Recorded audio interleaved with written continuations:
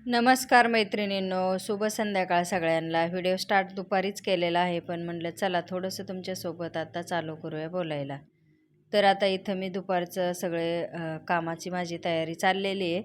कारण आज काय सकाळी डबा वगैरे नव्हता, त्याच्यामुळं मग माझा स्वयंपाकसुद्धा आज निवांतच चाललेला आहे. तर म्हटलं चला मस्त अशी आज आपण करडईची भाजी करूया. तर मी खूप दिवस झाले एक पेंडी आणून ठेवली होती. जवळजवळ 4 ते 5 दिवस झालं करडीची भाजी आणली होती बाजारातून. तर ही भाजी आहे ना मला सगळ्यात जास्त आवडते, त्याच्यामुळं मग मी माझ्या आवडीची भाजी आणली होती. तर दुपारी मग मी काय केलं, सकाळी नाश्ता वगैरे केला होता. नंतर आम्हाला स्वयंपाक करायचा होता, तर मग करडीची भाजी आणि भाकरी करणार होते. तर चला म्हटलं तुमच्यासोबत सुद्धा शेअर करूया की सुकी करडीची भाजी मी कशी करते. एकदम सुकी पण नाही आणि एकदम अशी जास्त पातळ पण नाही, एकदम अशी थोडीशी मिडियम साईजची. तर आता इथं मग मी काय केलं, करडीची भाजी आधी निवडून घेतली, परत त्याच्यानंतर बारीक कापून घेतली आणि मीठ टाकून थोडेसे पाण्यामध्ये थोडा वेळ ठेवली, म्हणजे माती जी असते ना भाजीला ती बरोबर खाली जाऊन बसते कढईच्या बुडामध्ये. त्याच्यानंतर मग थोडासा लसूण टाकला फोडणीला आणि वाटायला थोडे शेंगदाणे आणि हे टाकलेलं आहे मी याच्यामध्ये हिरवी मिरची, शेंगदाणे, लसूण. त्याचं थोडंसं मी बारीक जाडसर वाटण करून घेतलं आणि नंतर तेल टाकून परत फोडणीला लसूणसुद्धा टाकला आहे. तर करडीची भाजी आहे ना पातळ पण चांगली लागते आणि थोडीशी वल्ली पण चांगली लागते. तर मी कधी-कधी लाल तिखटाची पण करडीची भाजी करते, पण आज म्हणलं चला हिरव्या मिरचीतली आणि शेंगदाण्यातली करूया. ती पण खायला खूप सुंदर लागते. तर अशा भाज्या कधीतरी खाण्यामध्ये येतात. तरी कडल्यांना कोणाला आवडत नाही, पण मला आवडती ही भाजी. त्याच्यामुळं मला कुठेही बाजारात वगैरे दिसली ना चांगली, तर मी घेऊन येत असते घरी. त्याच्यासाठी मग मी चण्याची डाळसुद्धा भिजायला ठेवली होती चांगली तासभर आधी. म्हणलं डाळ पण भिजन आणि मस्त आता करडीची भाजी आणि थोडीशी पातळ बाजरीच्या भाकरी करूया. तर हा स्वयंपाक माझा जवळ-जवळ दुपारी मला 1-1:30 वाजले होते करायला आणि सकाळी नाश्ता केल्यामुळं काय भुका नव्हत्या. मग म्हणलं जेव्हा भूक लागेल तेव्हाच करायला घ्यायचं. नाहीतर असं गरम-गरमच खायला मग म्हणलं चला आज जेव्हा उशीर झालाय आणि तेव्हा झालाय. तर मस्त अशी चण्याची डाळ पण टाकून घेतली, भाजी धुवून टाकली, त्याच्यावर वाटलेलं शेंगदाण्याचं, हिरव्या मिरचीचं ते सुद्धा वाटण टाकून घेतले. थोडंसं आता चवीनुसार मीठ टाकते आणि मस्त भाजी खालीवर करायची. बिलकुल पाणी वगैरे काहीच टाकायचं नाही. जे पाणी सुटलेलं असतं ना भाजीला त्यातच भाजी शिजवून द्यायची. पूर्ण पाणी आटवायचं असलं तर ते सुद्धा म्हणजे आपल्याला आटवता येतं आणि थोडीशी वल्ली ठेवायची असली तर थोडीशी वल्ली ठेवायची. पण ही भाजी मी जास्त नाही पातळ करणार, सुकीच करणार आहे. तर म्हणलं चला तुमच्यासोबत सुद्धा थोडीशी शेअर करूया. तर आता हेच भाजीचं पाणी सुटलेलं आहे, तर त्याच पाण्यामध्ये भाजी शिजवून द्यायची. कारण बिलकुल वरचं पाणी टाकायचं नाही, तर त्याची चव म्हणजे बदलते. तर अशा पद्धतीने करडीची भाजी पण मी बनवून घेते आणि त्याच्यानंतर मला रात्रीच्या 2-3 चपात्या राहिल्या होत्या, त्याचे पण थोडेसा चुरा बनवायचा आहे. तर इथं तीच तयारी चालू आहे माझी. त्याच्यासोबत थोडंसं ताक बनवून घेते आणि चुरा पण गरम करून घेते. ते काय तुम्हाला दाखवलं नाही, कारण 2-3 चपात्या होत्या. म्हणलं वायाला जाण्यापेक्षा त्याचं पण थोडंसं चुरा करून तव्यावर खालीवर करता येईल आणि ते पण खायला होईल आणि भाकरी पण. तर असा माझा स्वयंपाक चालू होता दुपारी आणि त्याच्यानंतर मग मला पण हे करायचं होतं. म्हणलं स्वयंपाक वगैरे आवरून घेते आणि भांडे-बिंडे घासून झाल्याच्यानंतर बाकीचं काम करून घेते. मग आता इथं तेच चुरा मी बारीक केलाय आणि गरम करून घेते. त्यात फक्त हिरवी मिरची आणि लसूण वाटलाय. थोडेसे जिरे पण टाकले होते आणि मिक्सरला फिरवून घेतलं. त्याच्यानंतर ते जेवणं वगैरे आम्ही आवरून घेतले दुपारचे.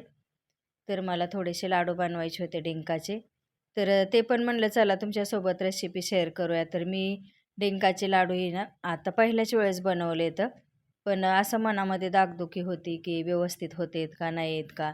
तर सकाळी मग स्वयंपाकाच्या आधीच मी बाहेर गेले, सगळं सामान घेऊन आले आणि नंतर लाडू बनवायला घेतले. सगळं स्वयंपाक, जेवणं वगैरे आवरल्याच्यानंतर. लाडू बनवायला घेतले, कढई गरम केली, तूप वगैरे टाकून घेतलं त्याच्यामध्ये. लगेचच लाईट गेली.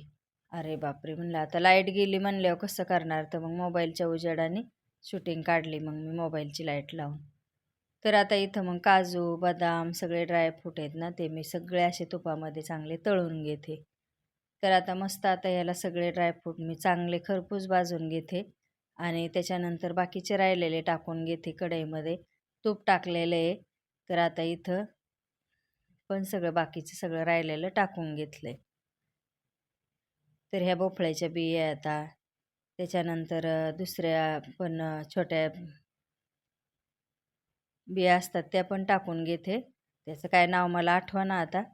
तर त्या पण सगळ्या बिया वगैरे मी टाकून घेतले. सगळे ड्रायफ्रूट टाकून घेतले आणि नंतर मग म्हणलं आता चला खोबरं वगैरे किसून ठेवलेलेच आहे. खारीक पण इकडं फोडून ठेवली. तर लाडू बनवायला काय नाही, पण साहित्य भरपूर लागतं लाडूला आणि पौष्टिक पण असतात ना, हाडं वगैरे मजबूत होतात. त्याच्यामुळं मग हे लाडूची जास्त मागणी असती. तर मला पण हे लाडू दुसऱ्यालाच द्यायचे आहेत. त्याच्यामुळं मग मी बनवायचं काम चालू आहे.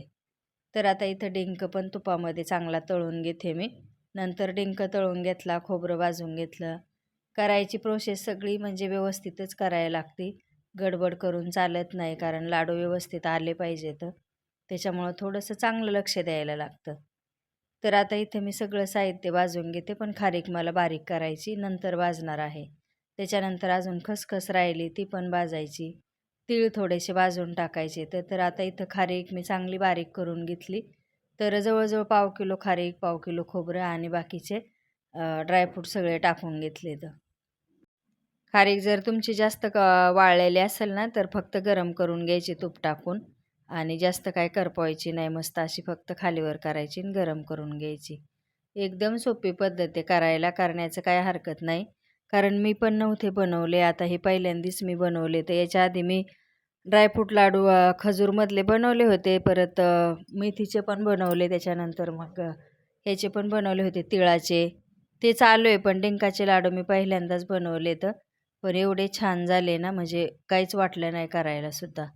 तर आता हे सगळा चुरा मी एकत्र मिक्स केला, मिक्सरला बारीक करून घेतला.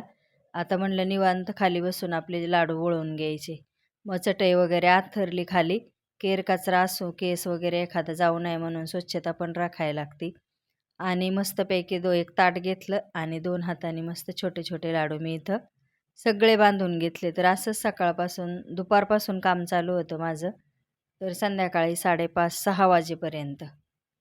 तर आता हे लाडूला मला बराच वेळ लागला बांधायला, कारण आता ह्याला काय मी गुळाचा पाक वगैरे केला नव्हता. बिनपाकाचे लाडू होते ना हे. तर ह्याला असं मग तूप टाकूनच मी बांधले सगळे. आधीच तूप टाकून घेतलं, नंतर मग खाली ताट वगैरे घेऊन लाडू बांधून घेते आता सगळे. तर पूर्ण डिटेल तुपामध्ये, कारण याला कुठल्याही गुळाचा पाक वगैरे काहीच केला नाही मी. फक्त गूळ आहे ना, थोडासा मिक्सरला ह्याच्यामध्ये ड्रायफ्रूटमध्ये फिरून टाकलेला आहे. नाहीतर पाक-बीक काय केला नाही. तर मग ह्याच साईजचे मी आता बांधून घेते लाडू. कुणाला मोठे आवडतात, तर कुणाला छोटे-छोटे आवडतात. त्याच्यामुळं मग त्या साईजवर मी बनवत असते. शक्यतो मी बारीकच बनवते. मलाच आवडत नाही जास्त मोठे-मोठे. मस्त आता एक लाडू बनवून झालेत आता माझ्या इथं. पण एवढा पसारा पडला आहे गॅसवर ह्याच्यावर. हे राहिलेलं थोडंसं सामान आहे. कारण ऑर्डरसाठी सांगितल्यामुळं मग ते बनवून द्यायलाच लागतं मला. इकडं पण खूप पसारा पडलेला आहे पिशव्या.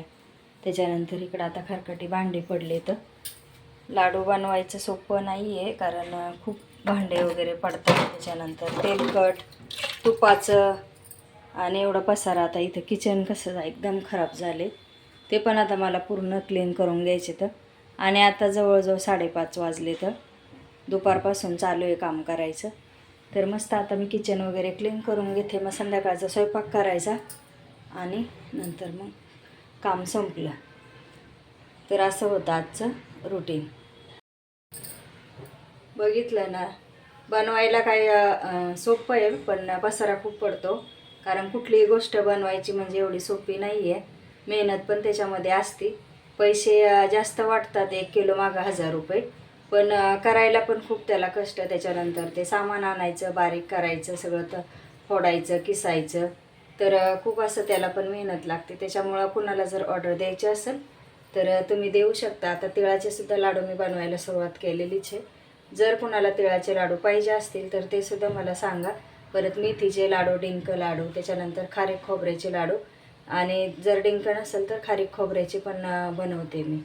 जर तुम्हाला पाहिजे असेल तर तुम्ही नक्कीच कमेंटमध्ये सांगू शकता, किंवा इथं कुठं आसपास राहत असला तरी पण सांगू शकता.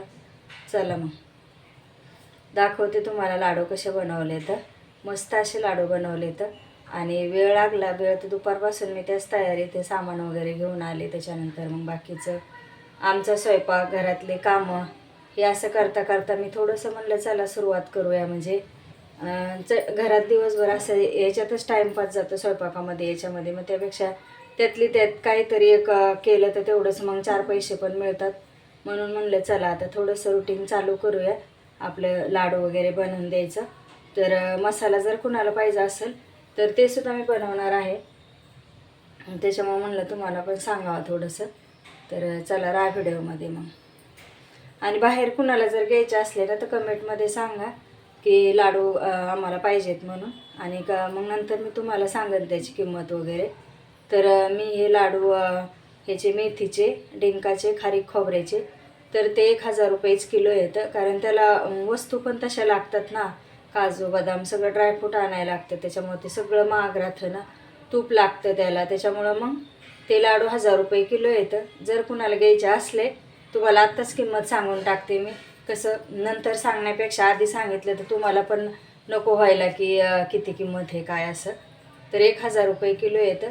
तिळाचे लाडू 700 रुपये किलो येतं, 750. तर चला मग राहा व्हिडिओमध्ये. आता सुरुवात कसे लाडू बनवले तर, आणि सकाळची थोडीशी रुटीन ते पण दाखवली स्वयंपाकातले वगैरे. तर म्हटलं चला तुमच्यासोबतसुद्धा शेअर करते, लाडूसुद्धा दाखवते कसे बनवलेत तर ते पण तुम्ही पहा. आणि आता हे बाकीचा राहिलेला सगळा पसारा आवरून घेते, परत संध्याकाळचा स्वयंपाक. मग दिवसभर थकल्यासारखंच होतं हे सगळं पसारा आवरण्यात करण्यात, परत भांडे घासण्यामध्ये सकाळचे आमचा स्वयंपाक राहतो, पोरांचे डबे असते तर याच्यामध्येच दिवस जातो माझा. पण चला आता काय नाही, थोडंसं काहीतरी मिळत असलं तर करायला पण काय हरकत नाही.